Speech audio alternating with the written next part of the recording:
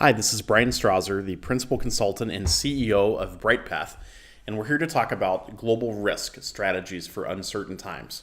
We're going to be talking about some current topics in global security and some possible solutions on how we might address those for businesses that operate globally and even here just in the United States. What you need to know about me in terms of background is that I spent 21 years at Target Corporation, where I built and led that retailer's crisis management, business continuity, and global intelligence team, working for the chief security officer. And since 2014, I've been leading as CEO a global strategic advisory firm called Bryghtpath. At Bryghtpath, we work and specialize entirely within global risk, business continuity, emergency management, crisis communications, and public affairs. We employ a team of globally distributed experts across those areas and work with a variety of for-profit, nonprofit, and public sector companies. The Chinese have a saying that may you live in interesting times, and we certainly do live in interesting times today with risks that we really have not seen in quite this way. Here's a view of the political risk map from Aon that gives you a view of activities around the world. On this particular map, the gray areas highlight really kind of the traditional Western powers and relatively calm politically, which you can't really tell from the current presidential election that's going on. The yellow areas highlight areas of additional risk, and then moving up into the orange and red. This, of course, only focuses on political risk, but gives you an idea of challenges related to geopolitical stability and change around the world.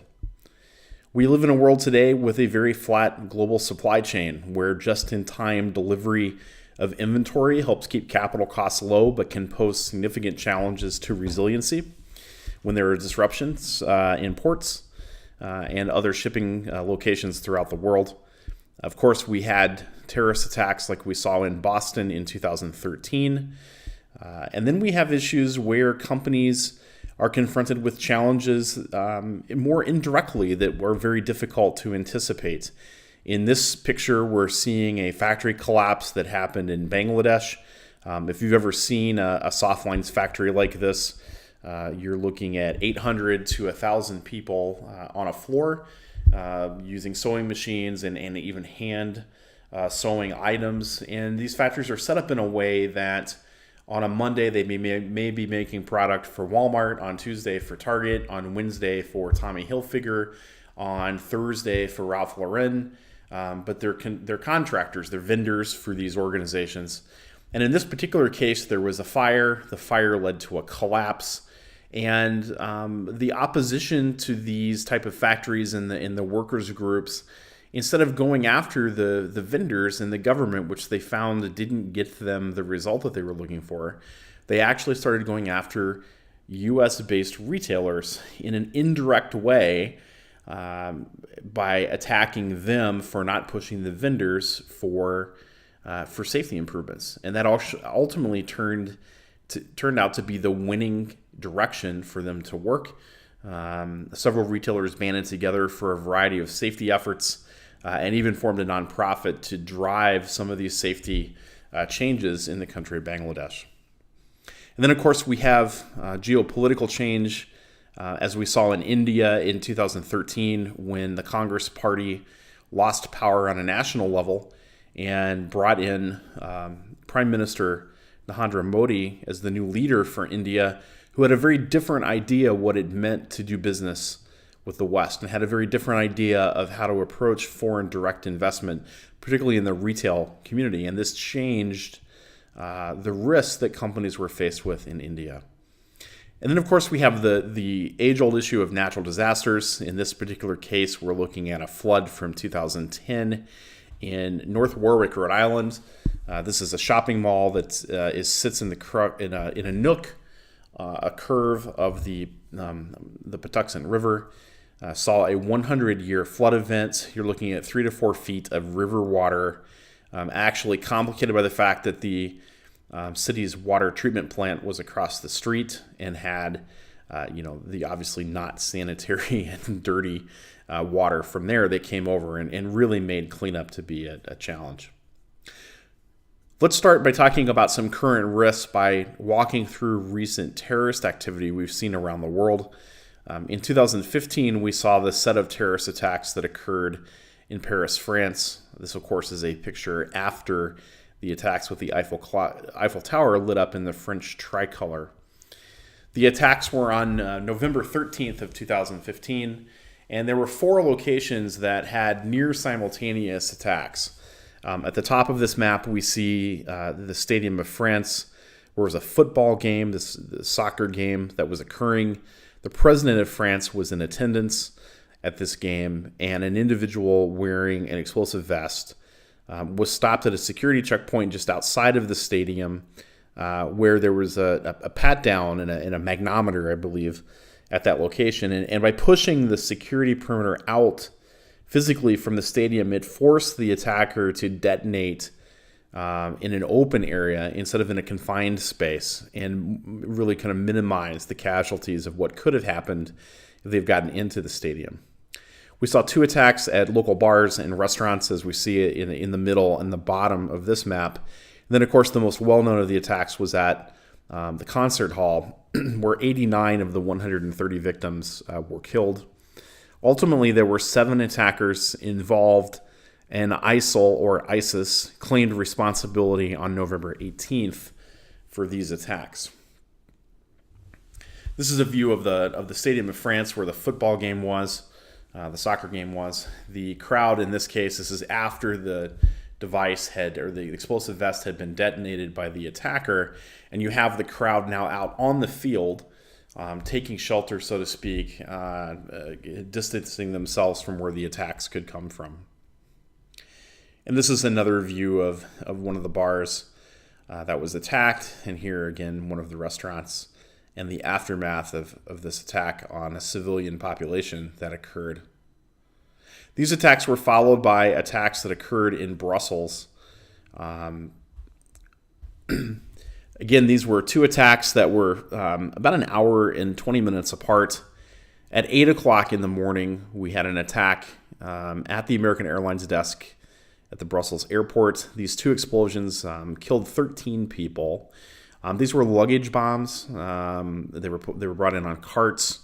Again, you're outside of the airport perimeter. You're outside of the airport security perimeter, in that you're not through into the secure area with the magnetometers and the bomb sniffing and etc. that goes on there. The second attack was at a metro station in the heart of the EU district, near the capital for the European Union, and that attack killed 10 people, 23 casualties in all. That number later went up to a total of 32 victims that were killed, 300 plus that were injured. The background photo here is from the airport. Much of the carnage you see is the ceiling tiles that came down from the ceiling. Again, ISIS or ISIL claimed responsibility. And this is the first indication we saw of a set of trends that has since become more prevalent. These are trends geared towards soft target attacks. Trends where planning and operations were happening across a border and then coming into another country to execute the attack, which complicates intelligence efforts. And then these attacks all involved pre-attack surveillance. They were practiced. There was surveillance conducted. There were observations made of security personnel, law enforcement routines, surveillance locations, all of which are trends that we see with these types of attacks. So who is this group, ISIS or ISIL, and what are they really after? So ISIS or ISIL, depending upon your chosen acronym, is the Islamic State of Iraq and the Levant. This is an image of their flag. They're also known as Daesh in more of an Arabic term, but they're a Salafi jihadist militant group. They were formed in 1999. They affiliated with Al-Qaeda in 2004, and then they separated from Al-Qaeda in 2014 because they simply didn't find them quite radical enough. In 2014, they proclaimed a worldwide caliphate, and they claimed religious, military, and political authority over all Muslims worldwide. This group gained prominence and international attention when they began seizing territory and driving Iraqi government forces out of major cities in Iraq. Today, they hold control over large amounts of landlocked territory in Iraq and Syria, with a population of around 8 million people. They are highly adept at social media.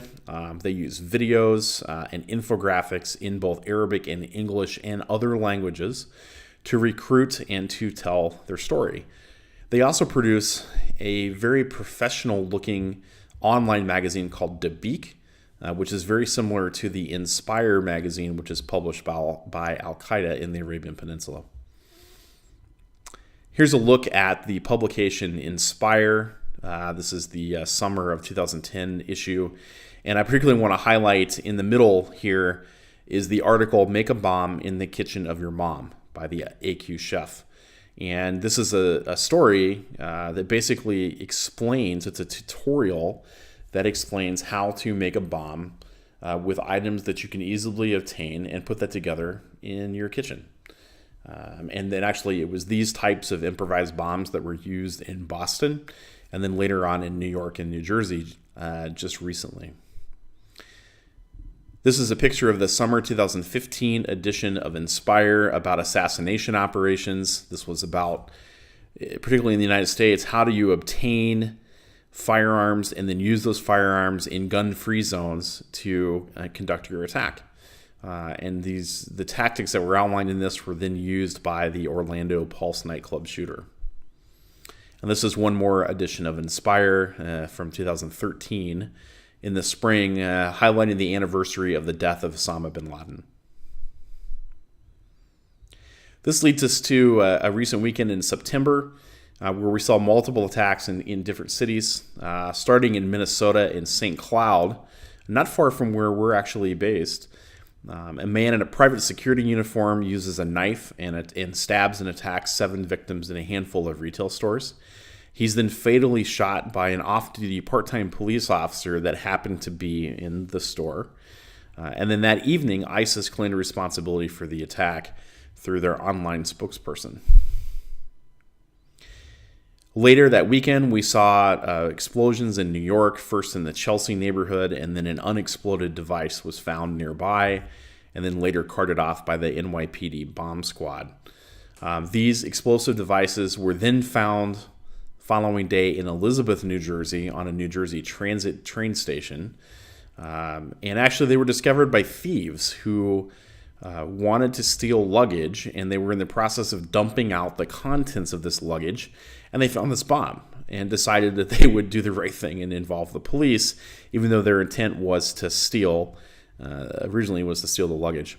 The photo shows a device that appears to be a pressure cooker with an unknown explosive, and that the explosive still has not been released at the time that we're recording this.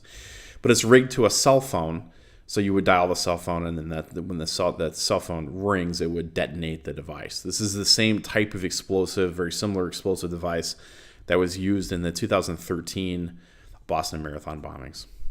And again, these devices were taught to people in the article from Make a Bomb in the Kitchen of Your Mom by the AQ chef in Inspire magazine 6 years ago in the summer of 2010.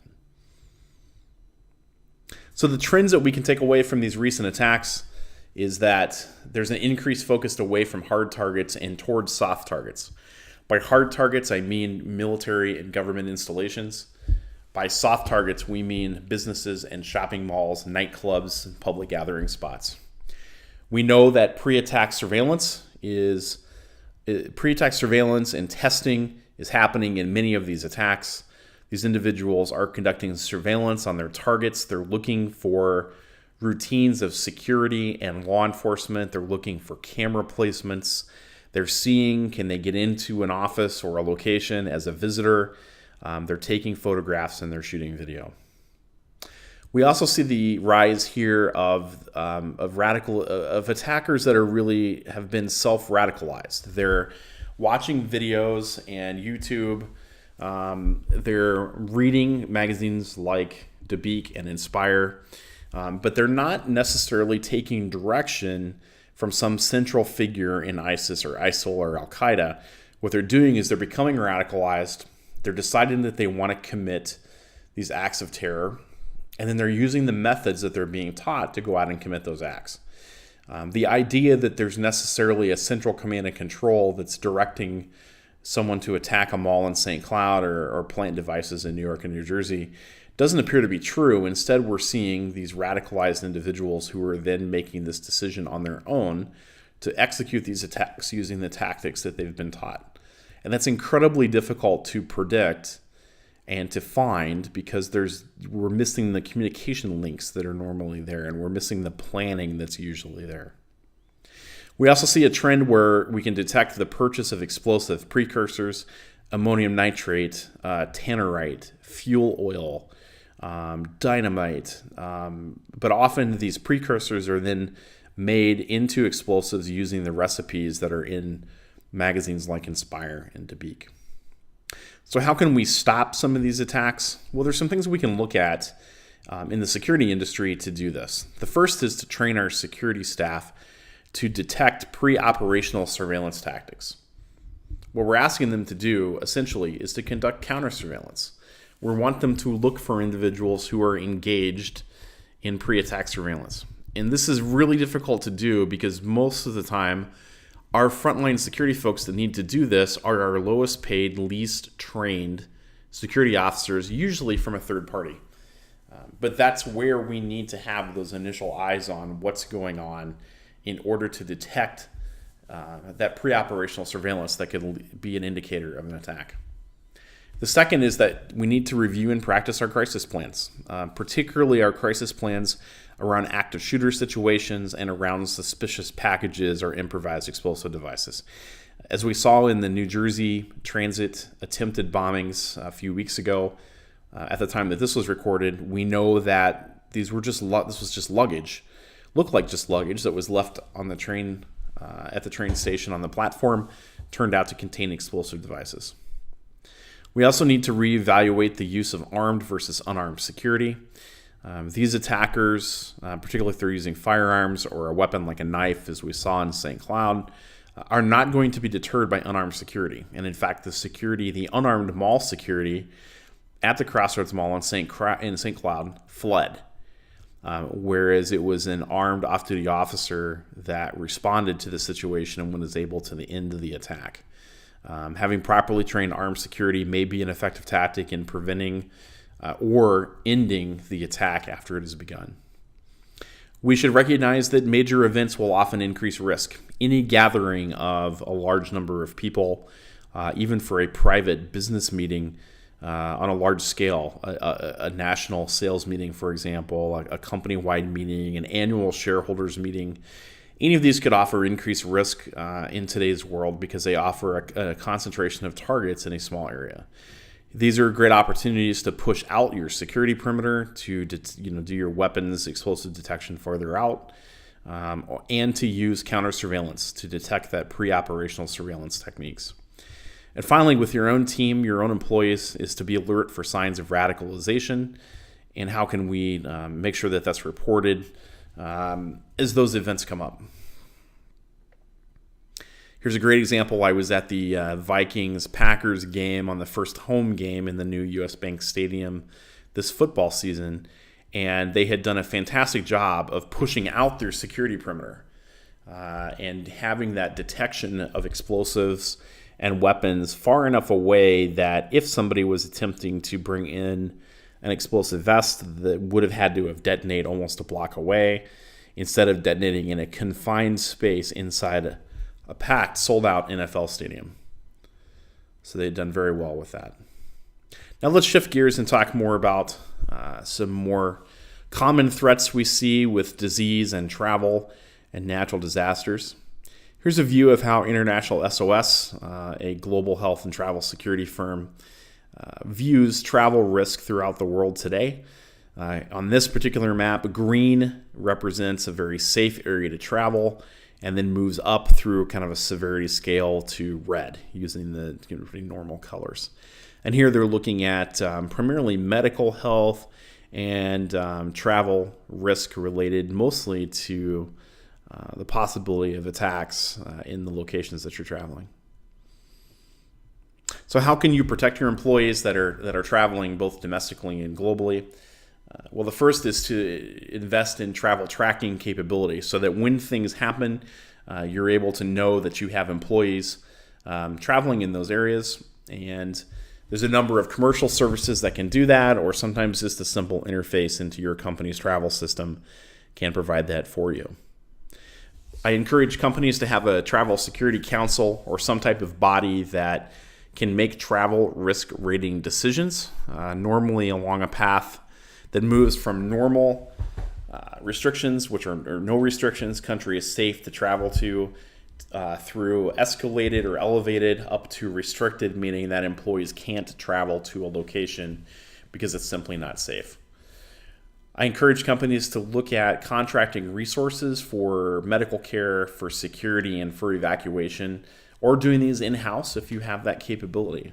But medical is a good example where in many countries, just going to the local hospital is not a very wise decision. You want to go to a vetted location that you know is safe and has properly trained, certified staff. And there are companies like International SOS, for example, that can do that for you. And then lastly, I believe in travel briefings and training, providing basic travel safety and security training, perhaps even through a webinar or a learning management system or even a YouTube video, can be a good way to kind of level set new business travelers on both your company policy, but also basic safety and security expectations. You can then provide specific briefings for traveling to certain high-risk locations and for certain events that they may be attending. And this is an example here of the International SOS travel tracker as just one option that's on the market. Let's talk more specifically about medical care. As I said, medical care is a great example of where using a contracted service, even on a small scale for a small business, can be a really important factor in ensuring the safety and security of your employees as they travel, because you can guarantee them access to very solidly vetted medical care. This is an example of an International SOS clinic. I believe this one is in China, where if you're contracted with them and they're your provider, you're able to show up and you'll be sure that you'll get the medical treatment that you deserve. Evacuation capability is also very important. In my previous employer, back in 2010, you might remember the Haiti earthquake, one of the 5 worst earthquakes in world history at the time, impacted Port-au-Prince in a very significant way. This was Port-au-Prince before the earthquake. This is Port-au-Prince after. Certainly different building code and standards that we're used to here in the United States.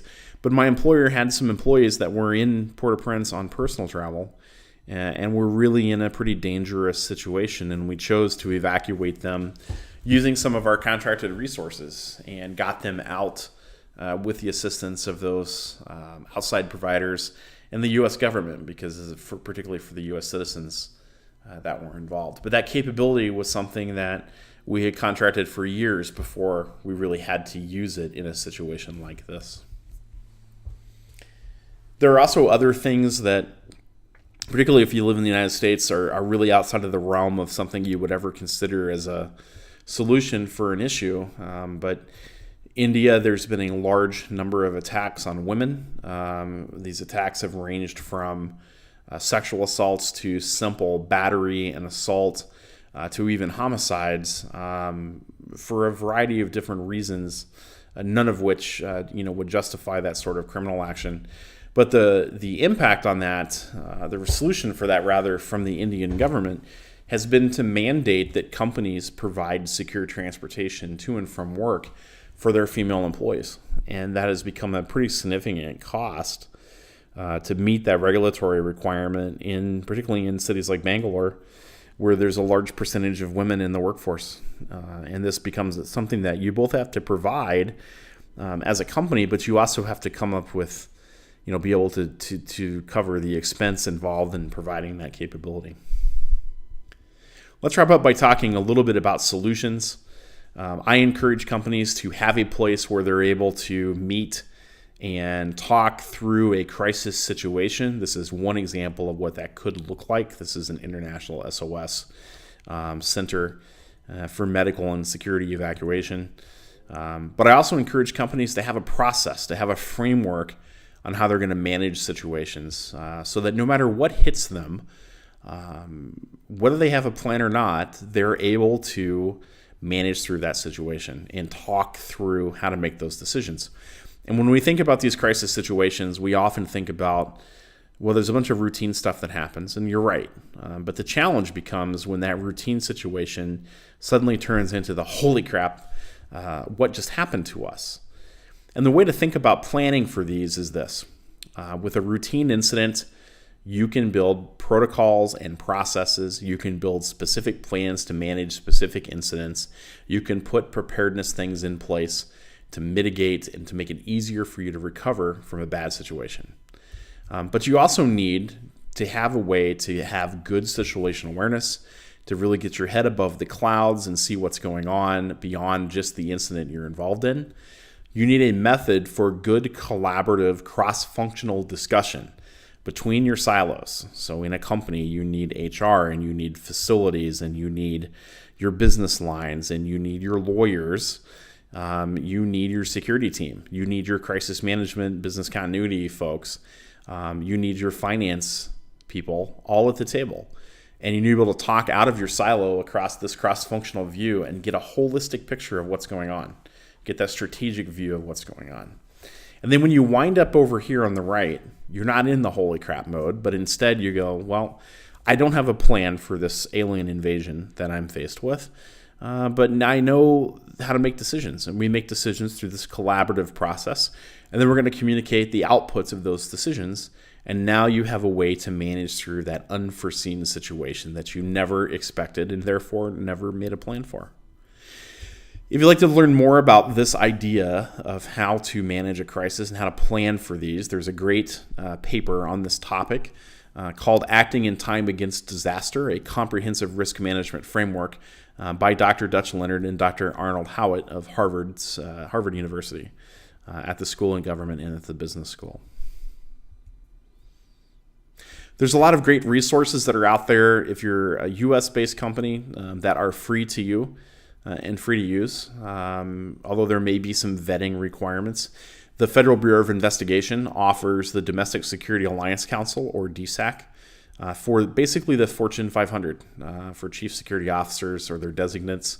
It's a great way to get good intelligence and have direct access to Bureau resources. That's a vetting of your company to join DSAC.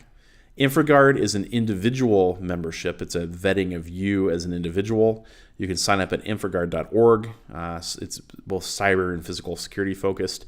And the Bureau has another 40 or so private sector programs that you can explore on their website. The Federal Emergency Management Agency, or FEMA, has the Office of the Private Sector, really geared towards helping the private sector become more resilient against disaster here in the United States. And they also operate the National Business Emergency Operations Center, or NBEOC, so that when there is a crisis, a national scale crisis situation like a major hurricane, you're able to have that direct access into what's going on. The U.S. State Department, for more than 35 years, has operated the Overseas Security Alliance Council, or OSAC, a specifically chartered organization, an intelligence organization within the Bureau of Diplomatic Security, really focused on helping U.S. citizens and their companies protect themselves when operating internationally. Your state or local area probably has a fusion center with some type of private sector outreach and information intelligence sharing program.